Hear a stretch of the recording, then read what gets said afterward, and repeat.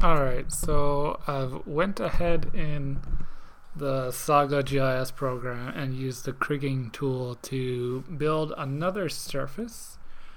And in here, when I did the berm and created a new point file, I incremented the version number. So now this one's called v4 berm surface. So now I can take this surface and bring it in the old-fashioned way, because I don't want to mess around. And I've already done it. Nope. Rasters. Oops. All files. There it is. Open. Click Add. Close. Bring it down.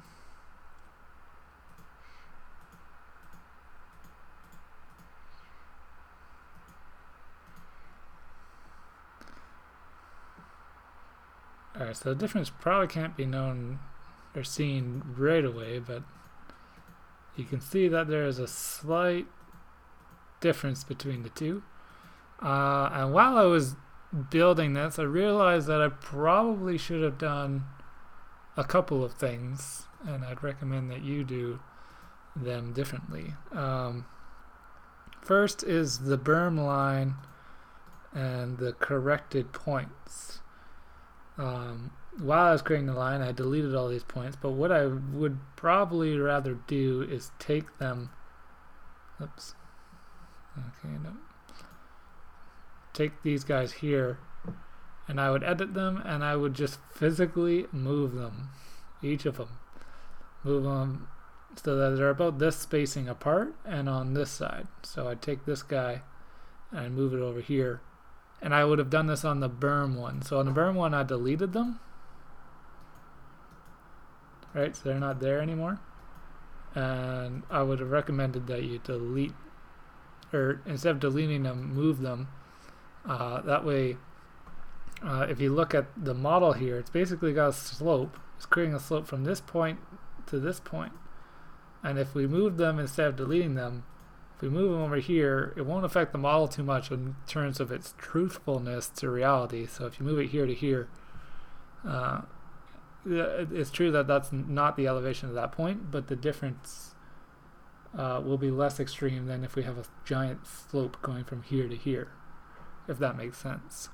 So the model's creating a slope here to here, and we want it to create a slope here to somewhere here, and we're going to transpose these points over here so that it can do that. So I would, assuming I was on the berm one, which I'm not, I'm on the corrected one, I'd edit it, and I'd, if you don't have this open, I believe it's called the advanced, it's the advanced digitizing toolbar.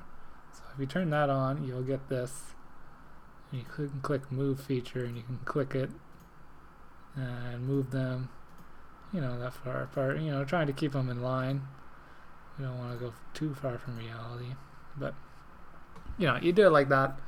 I'm not going to save this because I want to keep things original, but that's what I'm just saying you should do instead of following the initial instructions. So we're going to close without saving, so we'll just retain that. The other piece of the pie is what I actually would do is do berm line 1, and then I would do a second berm line. I'd put one here and here, and then that would make it very explicit, because you'll see in the next step why I suggest that. So the next step is actually to do contours. And we're going to do our berm surface interval. We'll keep it the same with 0.2 elevation, and we'll just put it in a temporary file for now, just so we can, we'll save it.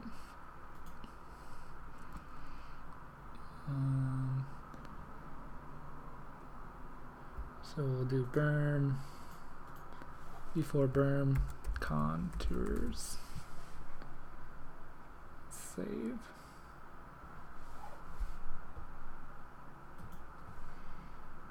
Click run, click close. Give them some symbology again. We'll make these ones green. 1 point. apply.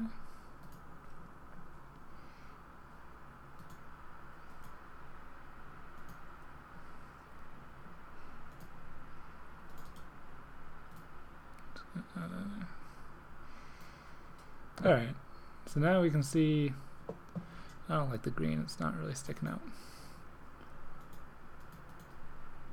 Let's make it.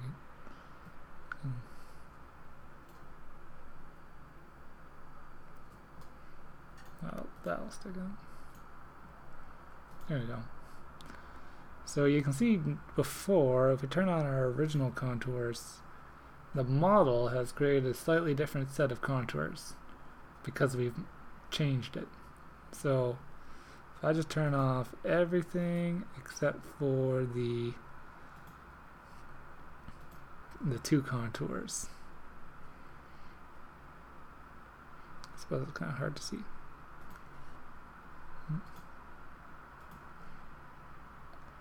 You can see that originally we had a layer coming out of here. This was 581, but now because we've created a berm here, 581 is likely here.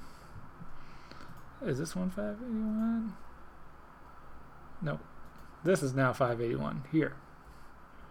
So that's why I suggested that we create two berm lines. So if we have a berm line here, which again is really hard to see.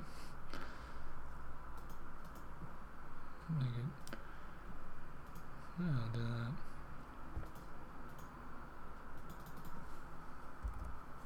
Alright. So there's berm 1. I would create another berm, just offset it from a little bit. What are we going to do offsets? Array of offset. So we take the berm line, we just want 1.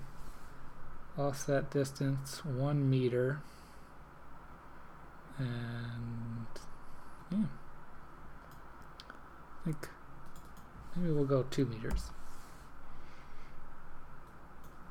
Click run.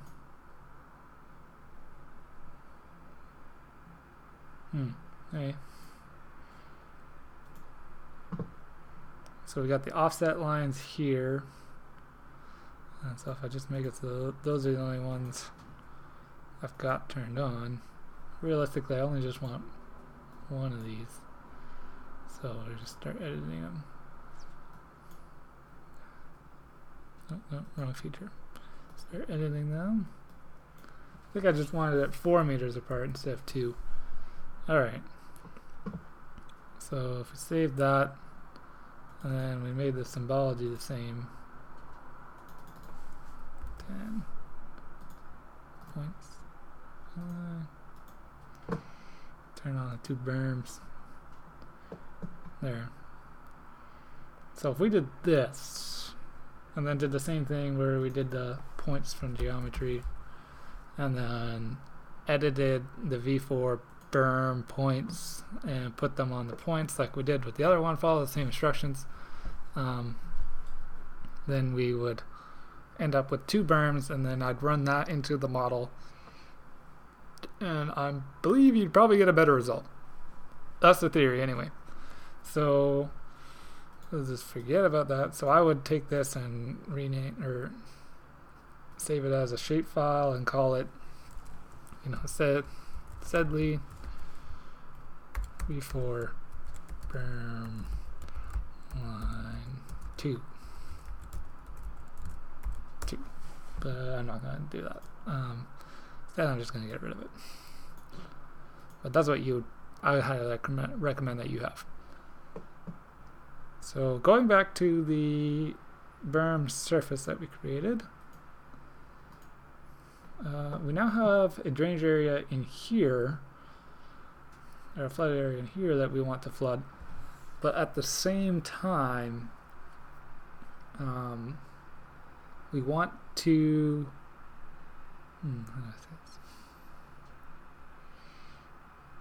so we're going to run the tool where we get the volume under a particular elevation, and then export that.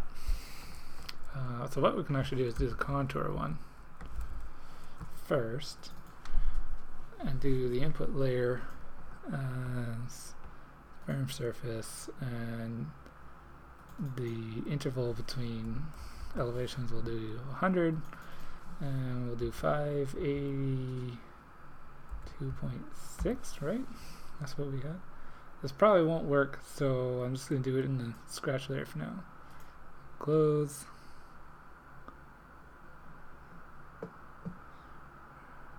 Or was it 5? Oh, it is there. It's just very faint.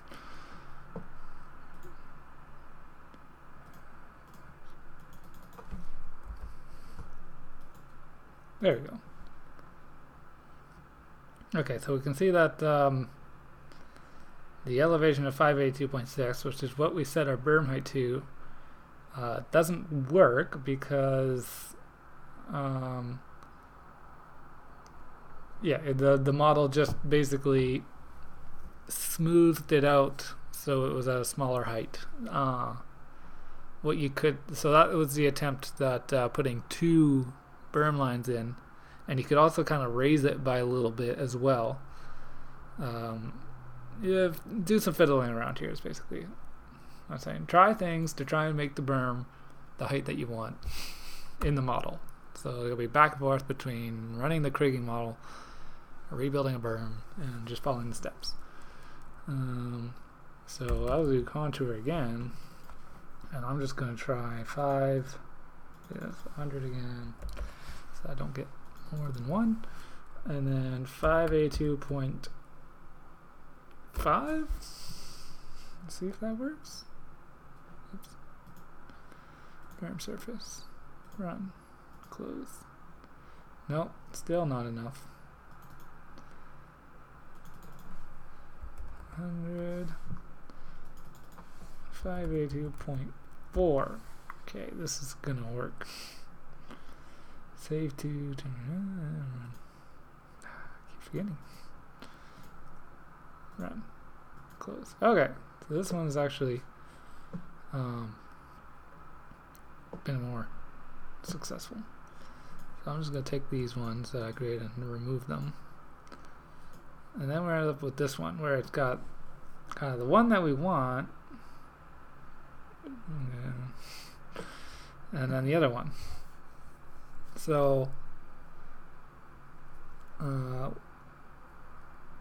what we want to do is take this elevation, and what ideally your elevation would be 582.6 or thereof, so that you have one cohesive polygon here.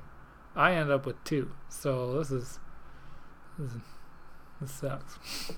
What we want to do though is, if we run the volume tool right now, it's going to get the volume of here, it's going to get the volume of here, and it's going to get the volume of all of this minus this tail here, and all of it below the 5A2.6 line. We don't want that. We want just this area. So we actually have to clip our raster. And we need to create like a mask that we'll use as a clip. So I am just going to create new scratch layer, polygon, that guy, and we're going to call it clip mask, and click OK. And we're going to draw this guy from here through here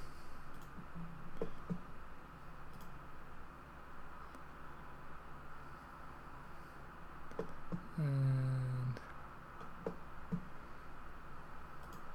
out to here, out to here. On the outside you can go like this if you want, it doesn't really matter as long as it's outside.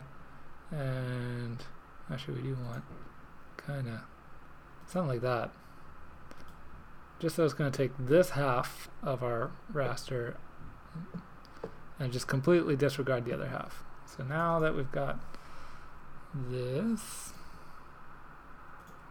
and this is a scratch layer, and it's probably always going to be a scratch layer. I wouldn't save this particular feature because it's you can easily create a new one. We're going to take our surface, clipping extent. Oh wait, no, we want clip by mask. Clip raster by mask layer. That's the one we want. Sedley freeboard berm, clip mask.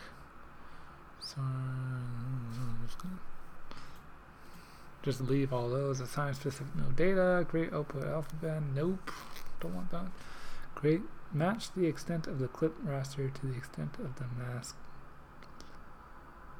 No, I don't think we want that. We'll see what happens.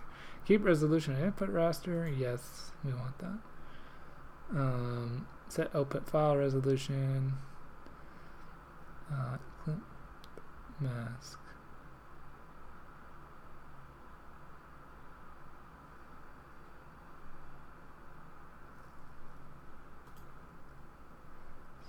File. So we're going to save this in our rasters. We're going to call it berm surface clipped. Save, run. There we go. And close. So if we straight up just remove this thing now, it serves no use to us anymore, and turn off our other surface, this is what we want to use, because the other one it would have got the volumes under the line for everything. This one will get the volume under the lines of just the area we're interested in. We could have got a little more picky with our clip if we were worried that, say, there was a pothole out here that would be a lower elevation than here, then we'd clip it here. So just you want to clip it so that you make sure that if you're doing the volume surface under a line, it's just taking into account your wetland. It's not taking into account anything else outside your wetland. So now we can do just surface volume. Raster surface volume. Sedley V4 form clipped. Base level, we want 582.4. Yours would be higher because you've got it that way. Count only above base level, count only below base level. Yes, that's what we want. And we'll just save the volume report. And we've got a place for these sorts of things.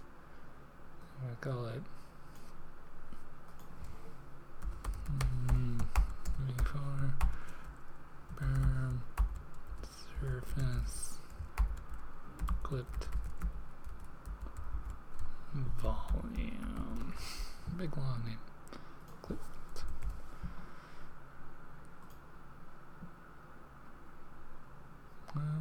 Surface volume table. I don't think we need the table. Run. Close. Open.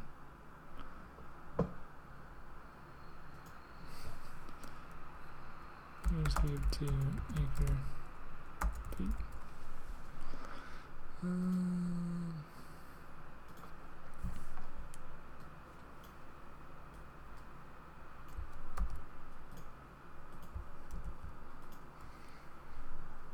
25 acre feet. Not bad. Area.